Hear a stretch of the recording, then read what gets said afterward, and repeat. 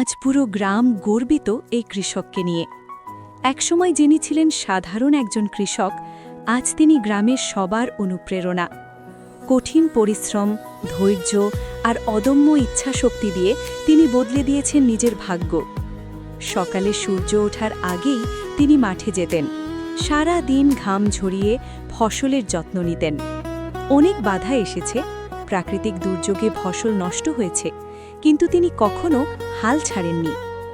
আজ তার সেই পরিশ্রমের ফল মিলেছে সোনালী ফসলের মতো।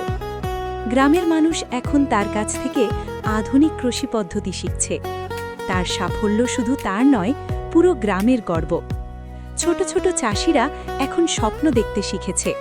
তিনি প্রমাণ করেছেন, ইচ্ছাশক্তি থাকলে গ্রাম থেকেই বড় সাফল্য অর্জন করা সম্ভব।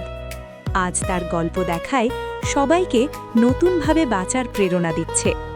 এই গল্প দেখিয়ে দেয়, পরিশ্রম কখনো বৃথা যায় না, শুধু সময় আর ধৈর্য লাগে। তার মতো মানুষই গ্রামের ভবিষ্যৎ বদলে দিতে পারে। আজ সবাই তাকে সম্মান করছে এবং তার পথ অনুসরণ করতে চাইছে নতুন প্রজন্ম। অসাধারণ অনুপ্রেরণা সবার জন্য। জয়।